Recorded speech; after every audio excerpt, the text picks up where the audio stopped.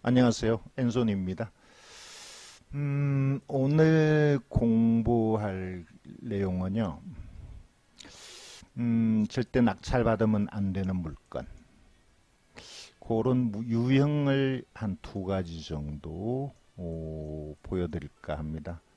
낙찰받으면 큰 손해를 보는, 어쩌면 경매계를 떠나야 하는 그런 물건을 한번 살펴볼게요. 검색을 대항력 있는 임차인으로 해보겠습니다. 여러 번 유찰된 아파트 중에서 대항력 있는 임차인. 꽤 많이 나오죠. 이런 아파트는 낙찰 받으면 안 됩니다. 볼까요? 그 이유를 하나씩 보겠습니다.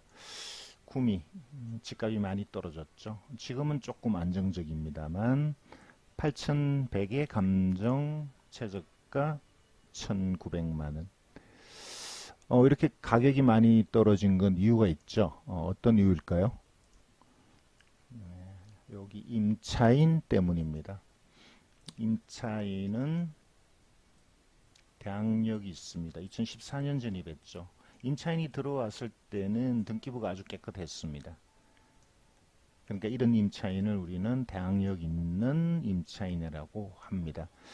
대항력이 있다라는 얘기는 임차인의 보증금을 경매로서 돌려받지 못하면 못 돌려받는 금액을 낙찰자가 물어줘야 됩니다. 결론적으로 이 아파트는 9천 이하에 살 수가 없습니다. 그게 대항력 있는 임차인이 있는 물건이 되죠. 자, 여기 임차인이 전입한 2014년에는 이게 아마 정상이었겠죠. 그리고 그때는 뭐 집값이 한 1억, 1억 천 뭐 이렇게 했겠죠. 그리고 정상적으로 깨끗한 물건을 9천에 들어왔는데 그동안에 집값이 많이 폭락해 버렸습니다. 그러니까 대항력이 있는 임차인이라고 이걸 안심하고 들어갈 건 아니다. 장래 집값이 떨어지면 이 전세 보증금을 못 돌려받을 수 있다라는 걸 감안해야 된다는 거죠. 대항력이 있어서 누군가 낙찰 받으면 9천을 돌려받을 수가 있는데 누가 낙찰을 받을까요? 낙찰 받지를 않겠죠. 예. 자, 여기 그래프를 보여드리겠습니다. 2014년에 집값이 좋을 때 전세가도 좋았고 들어왔는데 그 이후에 집값이 폭락을 했죠. 떨어져도 너무 많이 떨어졌습니다. 1억 천 정도 하다가 지금 6천 남짓합니다. 근데 전세는 9천에 들어왔었거든요. 예. 못 쓰는 물건이죠. 이런 물건이 많습니다. 이른바 깡통 물건이라고 하는데요. 창원 7,700짜리가 3,900까지 떨어졌는데 요거는 조금 다르네요. 요거는 조금 다른 내용이니까 패스할게요. 조금 어려운 내용입니다. 패스하고요. 다음 물건 또 역시 구미네요.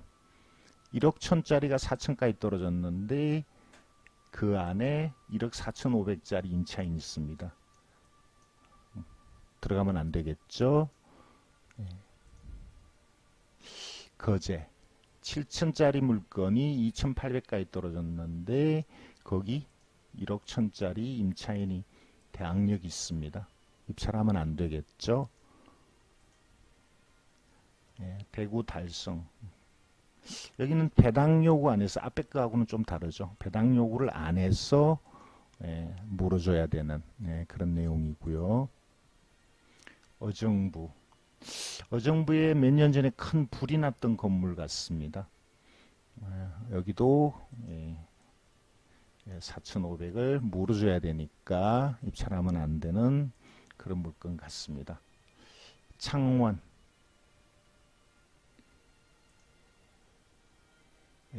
진천 여기는 배당 요구를 안 했네요.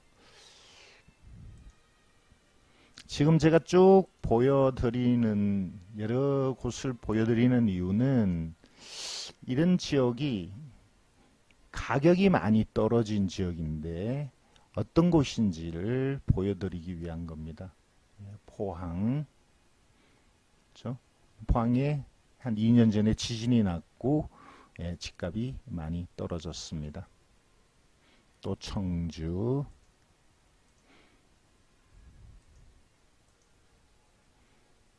그래서 대체로 어떤 지역인가요? 여기 창원, 청주, 포항, 창원, 거제, 청주 이렇게 많이 나오는데요. 이런 데죠. 집값이 너무 많이 떨어졌고 집값이 좋을 때 전세가도 뭐 이렇게 됐겠죠. 이렇게 전세를 문제 없다고 생각하고 들어갔는데 집값이 너무 떨어지고 전세가도 떨어져서 집주인이 이 전세금을 돌려줄 수 없는 상황이 된 지역.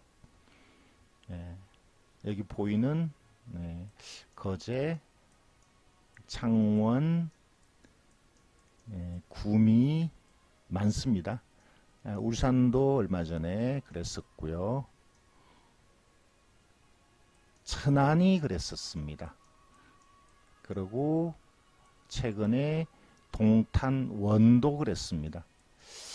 동탄원을 한번 보여드릴까요?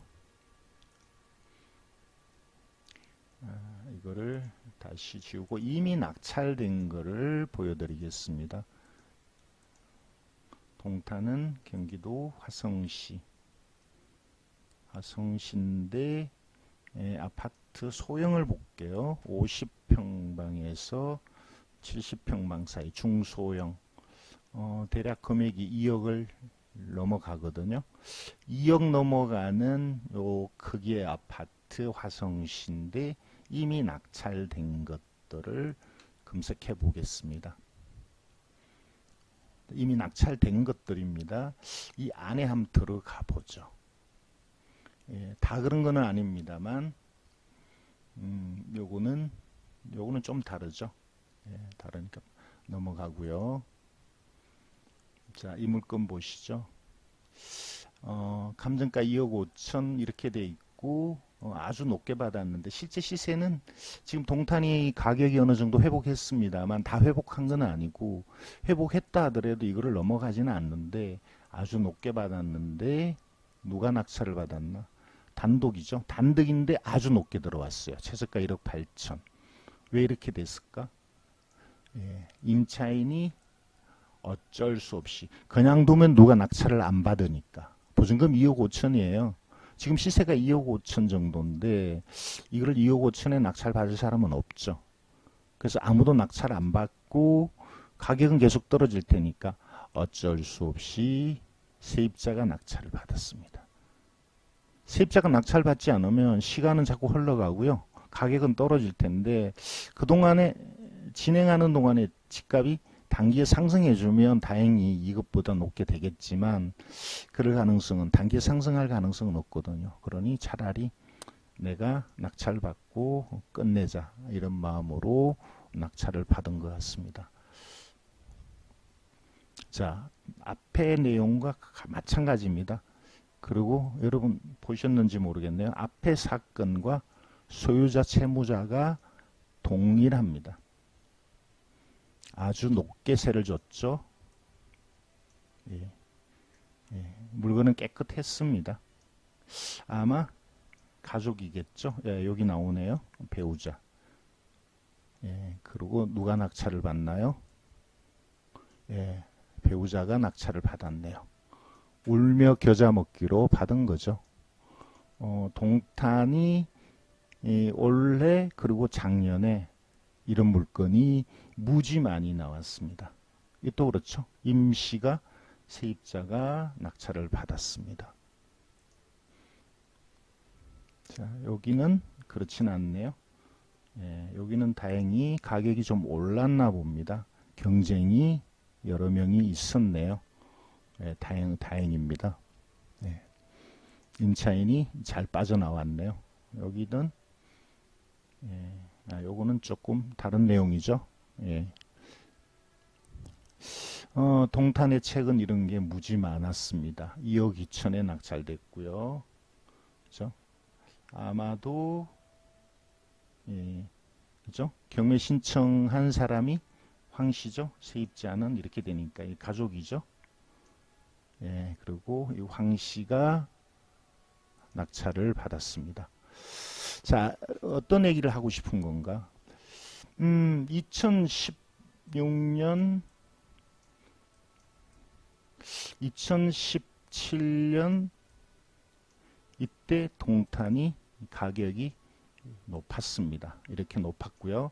전셋값도 무지 높았습니다. 이 차이를 매매가와 전셋가의 차익을 우리가 갭이라고 하죠.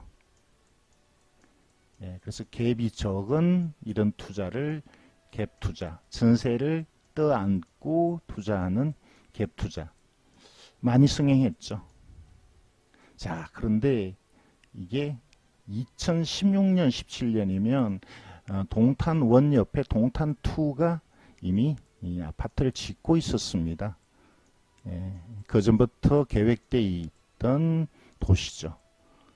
여기 한꺼번에 많은 주택이 공급되니까 동탄원이 바로 영향을 받습니다. 가격이 떨어졌고요.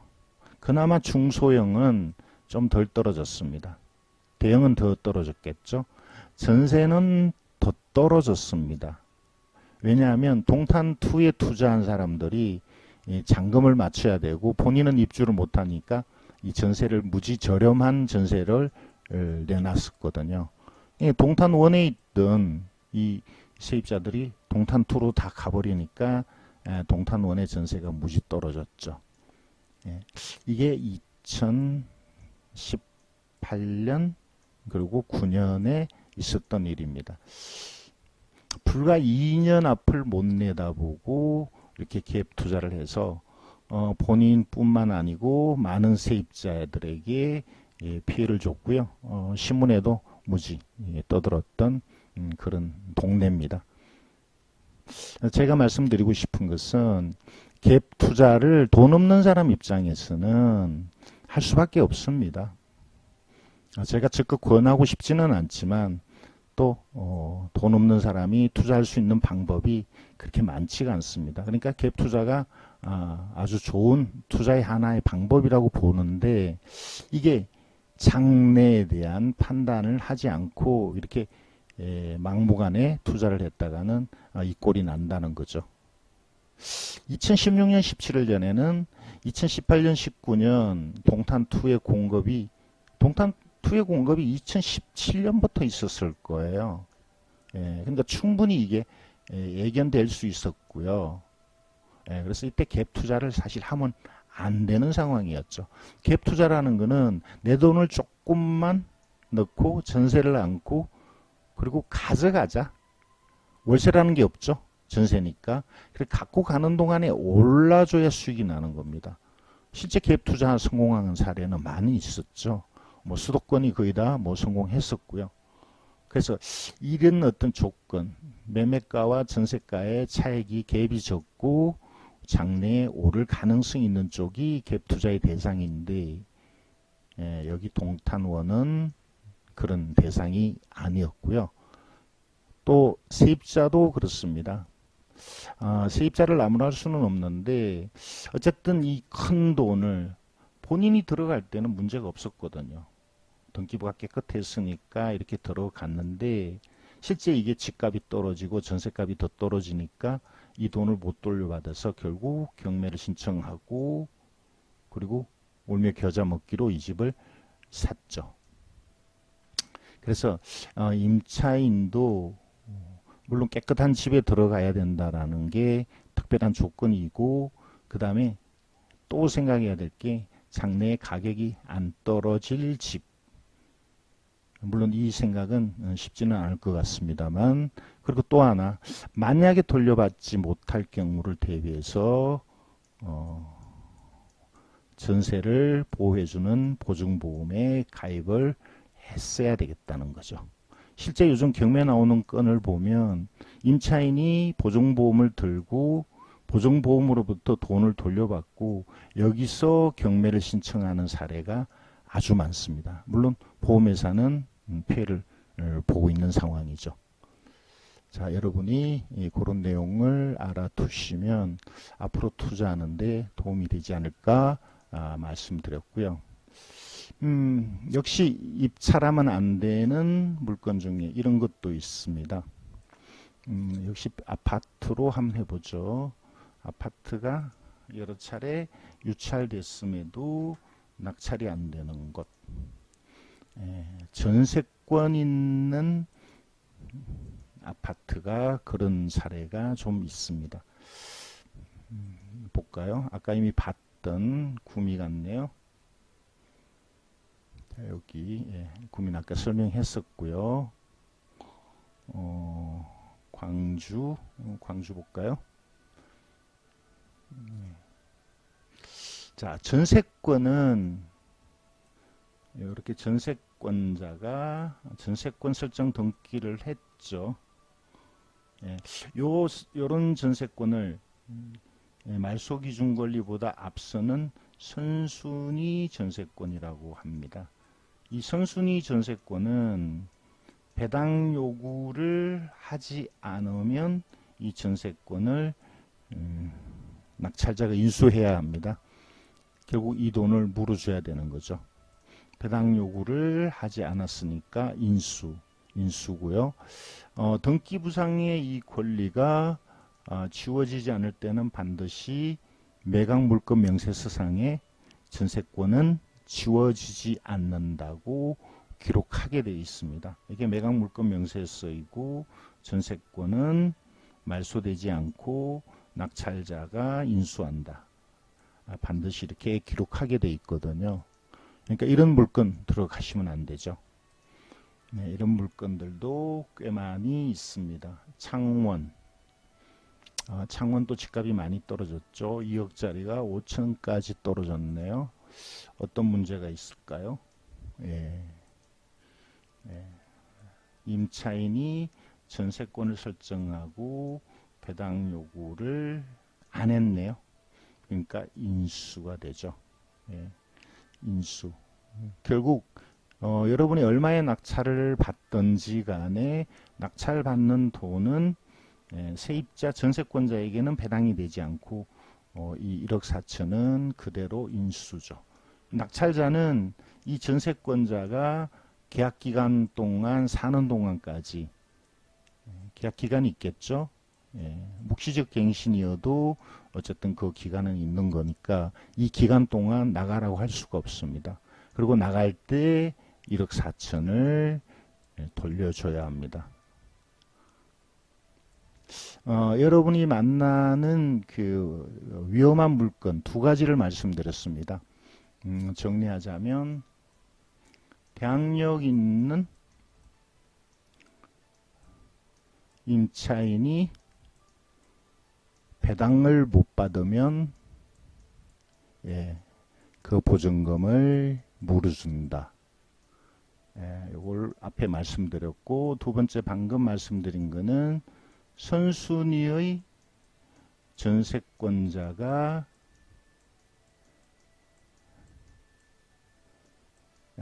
배당 요구하지 않으면 낙찰자가 물어준다. 이 두 가지는 아주 기본적인 얘기입니다. 실제 많이 볼 수 있는 사례들이죠. 이런 물건이 해당되는 내용이 있으면 입찰하시면 안 된다는 거 말씀드립니다. 이거는 주택임대차보호법상의 대항력에 대한 규정에 따라서 이걸 물어주셔야 되는 거고요. 전세권은 민사집행법 91조일 거예요. 91조를 한번 찾아서 읽어보시고 전세권자가 선순위의 전세권자가 배당 요구하지 않으면 낙찰자가 인수한다. 이렇게 규정이 되어 있거든요. 그래서 그 내용을 아시고 조심하라고 말씀드립니다. 한편 전세권 있는 물건을 다른 걸 하나 보여드리겠습니다. 용인에 상가가 두 개가 나왔네요. 자, 상가. 둘 다 2층입니다. 꽤 넓죠? 64평. 한 번 유찰돼서 70%. 내년 1월 3일 경매네요.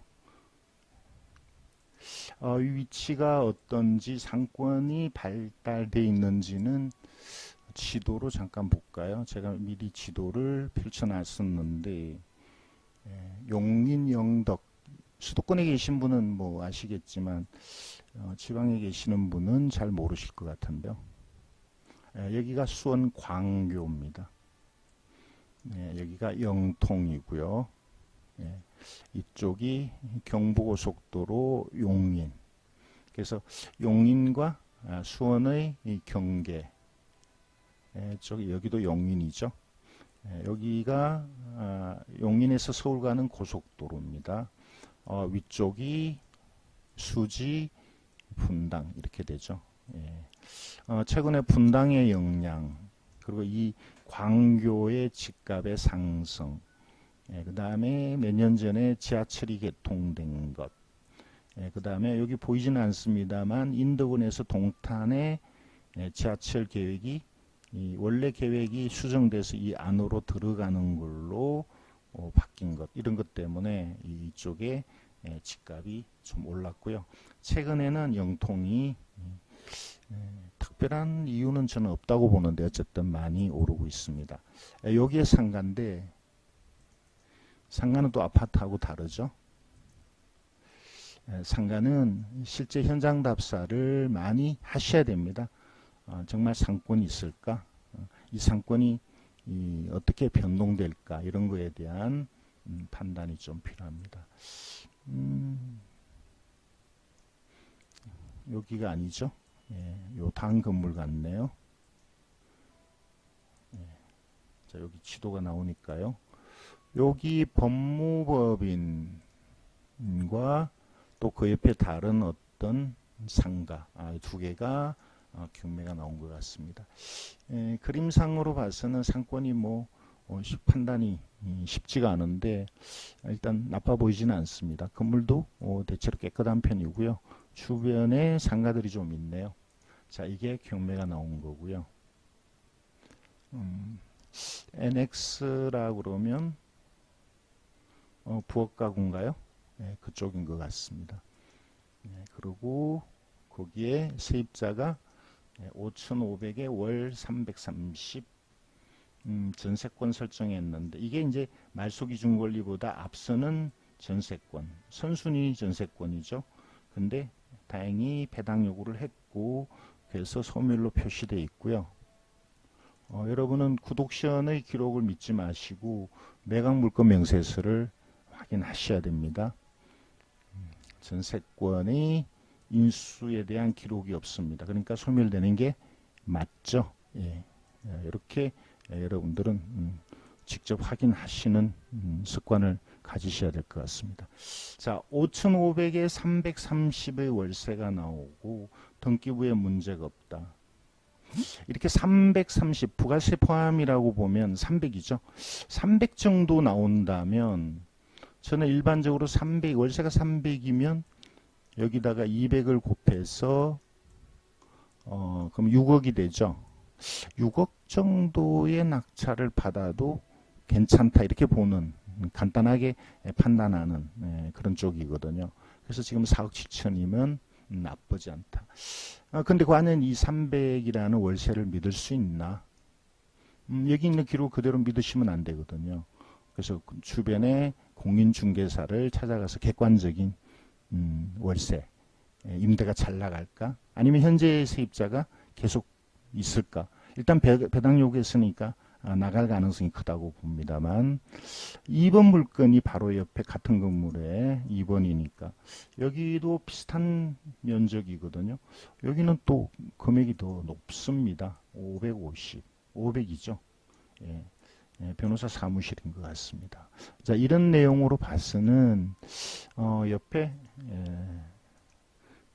이 300이 신뢰할 만한 금액이 아닌가라는 생각이 들고요.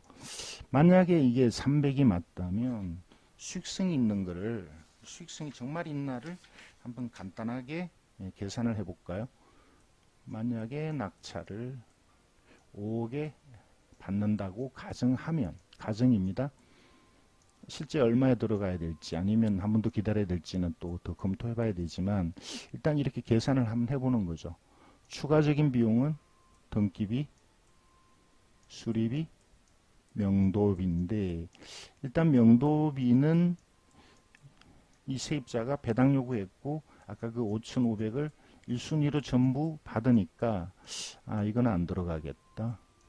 상가의 수리비는 보통 세입자가 수리하는 정도니까 큰 비용이 안 들어가겠다. 그래서 저는 이걸 전체적으로 한 500이면 되지 않을까. 5천. 5천 이면 되지. 10%죠. 그래서 5억 5천 정도의 총 투자 금액인데, 대출이 저는 80% 나올 거라고 봅니다. 여러분이 대출에 대한 제한을 받지 않는다면 이 정도는 나올 거라고 보고요. 그러면 요즘 이율이 저렴하니까 월세는, 월이자는 한 100만 원, 임대는 현재 있는 임차인으로 봐서는 5천에 300이 가능하지 않을까. 일단 추정입니다. 이 부분은 여러분이 현장 가서 또 조사해야 되겠죠. 그러면 4억 5천이 회수되니까 1억을 순투자하는 게 되고, 월세 받으면 200만 원의 순수익이 나오니까 이게 24%의 수익률. 나쁘지 않죠. 자, 이렇게 계산상으로 나오는데 이게 과연 300이 나올까? 이 비용으로 충분히 모든 걸 해결할 수 있을까? 대출이 이렇게 나올까? 그리고 이 수익률이 맞다면 더 올려서 해야 되지 않을까? 이제 이런 것들을 여러분은 현장 조사로서 확인하시면 될 것 같습니다.